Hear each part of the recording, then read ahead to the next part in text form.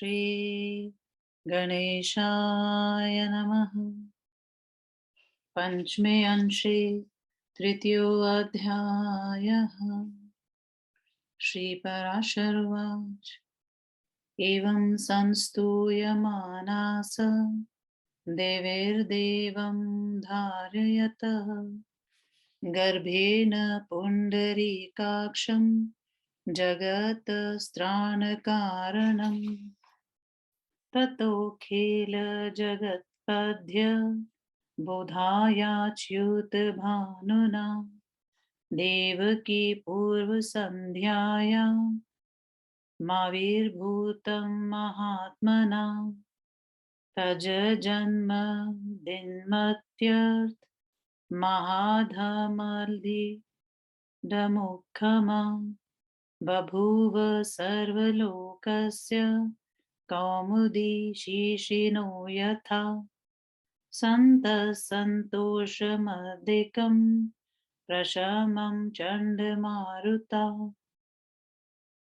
प्रसादं निम्नगायाता जायमाने जनार्दने सिन्धवो निजशब्देन वादं चक्रुं मनोहरम् जगुर्गन्धर्वपत्ययो न नृतुक्षाप्सरो गणा सस्रजुपुष्पवर्षाणि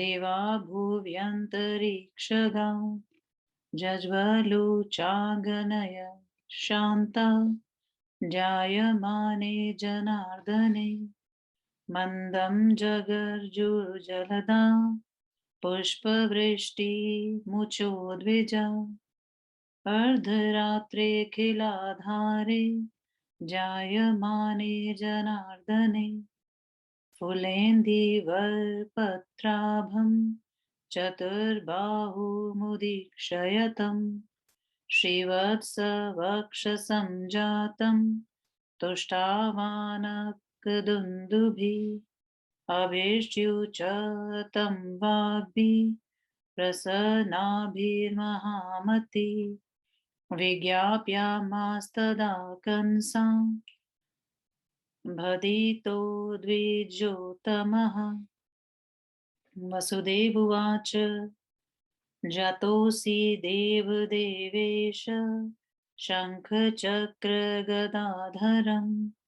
दिव्यरूपमिदं देवै प्रसादेनोपसंहरः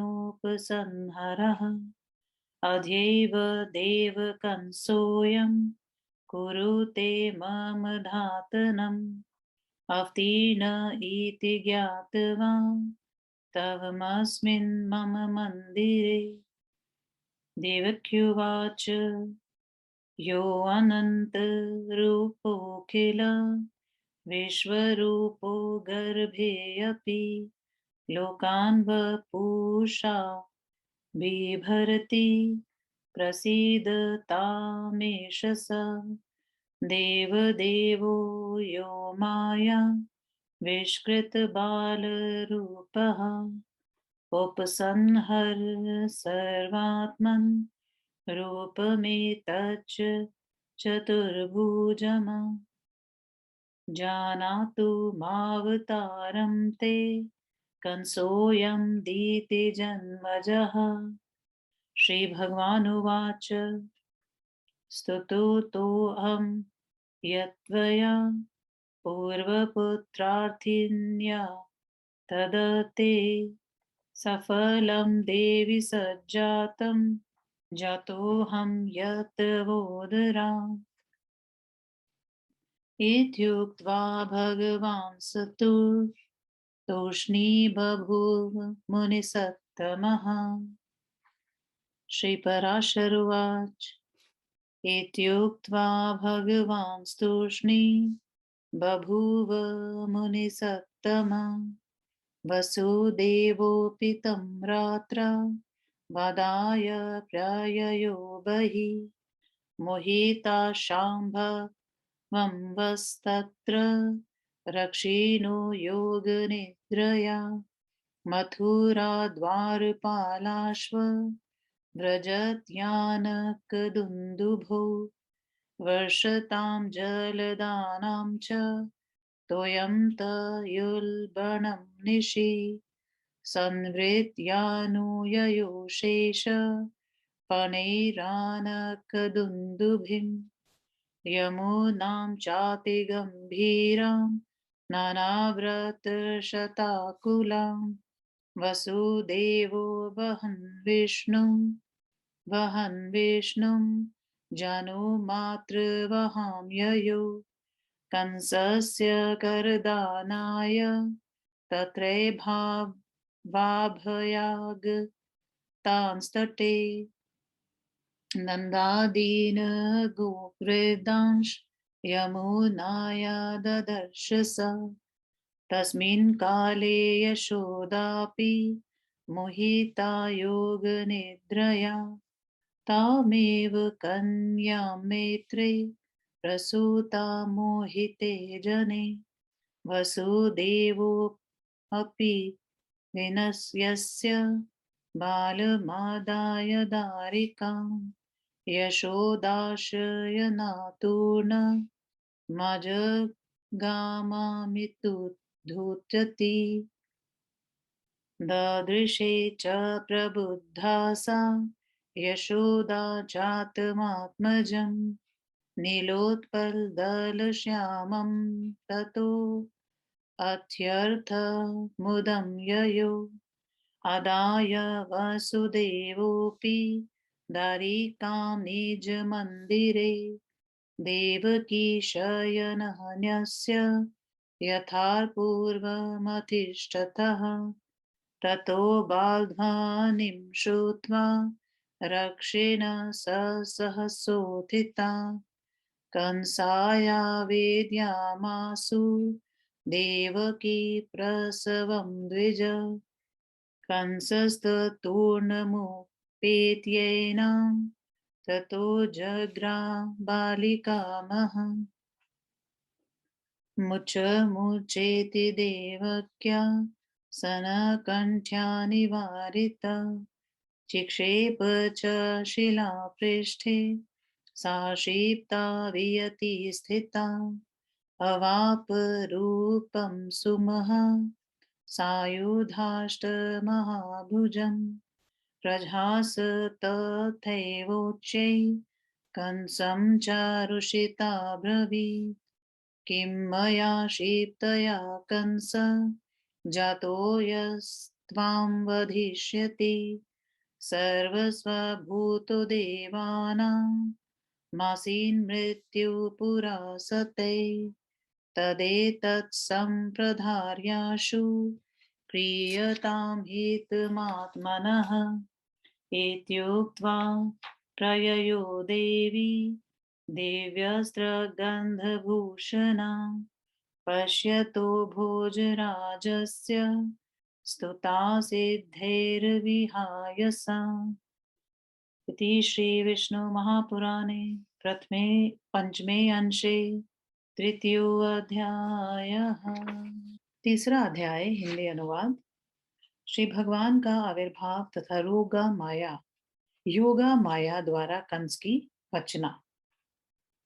श्री पराशर महर्षि ने कहा, इस तरह से देवताओं द्वारा स्तुति की जाती हुई देवकी ने अपने गर्भ में जगत की रक्षा करने वाले भगवान पुंडरीकाक्ष को धारण किया। उसके बाद संसार रूपी कमल को विकसित करने वाले अच्युत रूपी सूर्य देव की रूपी पूर्व संध्या से आविर्भूत हुए।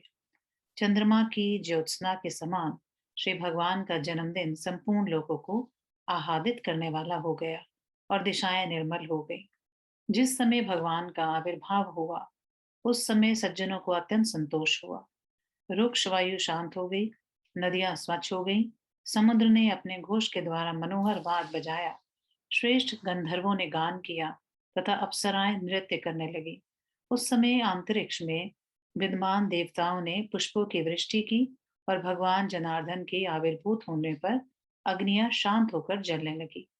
हे द्विज, आधी रात को भगवान जनार्दन के आविर्भाव काल में संपूर्ण जलाशयों में पुष्पों की वृष्टि करने वाले मेघ मंद मंद गरजने लगे। विकसित कमल दल की कांति के समान कांति वाले श्रीवत्स चिन्ह से सुशोभित वक्ष स्थल वाले, चार भुजाओं वाले श्री भगवान को आविर्भूत देखकर वसुदेव जी ने उनकी स्तुति की। हे द्विजोत्तम, प्रसन्न वाणी से स्तुति करके कंस के भय से भयभीत वसुदेव जी ने श्री भगवान जी से कहा। वसुदेव जी ने कहा, हे देवेश, आप उत्पन्न हुए हैं, कृपा करके आप अपने इस शंख चक्र तथा गदा धारण करने वाले दिव्य रूप को उपसंहत कर लीजिए। हे देव, आप मेरे ग्रह में अवतीर्ण हुए हैं, इस बात का पता लगते ही कंस आज ही मुझे मार देगा। देवकी ने कहा, जो परमात्मा अनंत रूप वाले हैं तथा विश्व रूप है, गर्भ में भी रहकर जो संपूर्ण विश्व का धारण पोषण करते हैं, जो माया के द्वारा बाल रूप आविष्कृत कर देते हैं, वे श्री भगवान प्रसन्न हो। हे सर्वात्मन, अपने इस चतुर्भुज रूप को उपसंहत कर ले, जिससे कि यह दैत्य कंस आपके इस अवतार को नहीं जान सके। श्री भगवान ने कहा, हे देवी, आपने पूर्व काल में पुत्र की कामना से स्तुति की थी, आपकी वह प्रार्थना सफल हो गई, मैं आपके गर्भ से उत्पन्न हो गया। श्री पराशर महर्षि ने कहा। इस तरह से कहकर श्री भगवान भी मौन हो गए और वसुदेव जी भी श्री भगवान को लेकर बाहर चले गए। जिस समय वसुदेव जी श्री भगवान को लेकर जा रहे थे, उस समय योग निंद्रा ने रक्षकों को तथा मथुरा के द्वार पालकों को मोहित कर दिया था। रात्रि में अत्यधिक बरसते हुए मेघों के जल को अपनी फनाओं से रोककर शेष जी वसुदेव जी के पीछे चले। भगवान विष्णु को लेकर जाते हुए वसुदेव जी ने सैकड़ों आवृतों से युक्त तथा अत्यंत गंभीर यमुना को अपने घुटने भर बहने वाली बना दिया। कंस को कर देने के लिए यमुना तट पर आए हुए नंद आदि वृद्ध गोपों को उन्होंने वहीं देखा। उसी समय योग निद्रा के द्वारा सभी लोगों को मोहित हो जाने पर मोहित हुई यशोदा ने उसी कन्या को जन्म दिया। निसीम कांति संपन्न वसुदेव जी भी वही बालक को रखकर तथा उस बालिका को यशोदा की शैया से लेकर शीघ्र ही चले गए। जग कर यशोदा जी ने नीलकमल दल के समान श्याम वर्ण की कांति वाले अपने उत्पन्न हुए बालक को देखा और वह अत्यंत प्रसन्न हुई। वसुदेव जी की भी बालिका को अपने घर लाकर तथा देवकी की शैया पर रखकर पहले के समान स्थित हो गए। उसके बाद बच्चे की ध्वनि को सुनकर रक्षक सहसा जग गए। हे द्विज, उन सबों ने कंस को देवकी की प्रसव की बात को बतलाया। कंस भी शीघ्र ही आकर उस बालिका को उठा लिया। यद्यपि देवकी रुदकंड से इसे छोड़ दो कहकर रो रही थी, उसने उस बालिका को पत्थर की शिला पर पटक दिया, किंतु वह छूटकर आकाश में स्थित हो गई। उसने आयुधों से युक्त 8 भुजाओं वाला रूप धारण कर लिया। क्रुद्ध होकर जोर से उसने कंस से कहा, कंस, मुझको पटकने से कौन सा लाभ है? जो तुम्हें मारेगा वह जन्म ले चुका है। देवताओं के सर्वस्व स्वरूप श्री हरि ही तुम्हारे पूर्व जन्मों में काल थे। अतएव इन बातों को हृदय में धारण करके अपना आत्म कल्याण करो। इस तरह से कहकर दिव्य माला तथा चंदनों से अलंकृत वह देवी कंस के सामने ही आकाश में चली गई। उस समय सिद्धगण उसकी स्तुति कर रहे थे। इस तरह श्री विष्णु महापुराण के 5वें अंश के 3रे अध्याय का श्री प्रसाद द्विवेदी श्रीधराचार्य कृत हिंदी अनुवाद संपूर्ण हुआ। ओम नमो भगवते वासुदेवाय।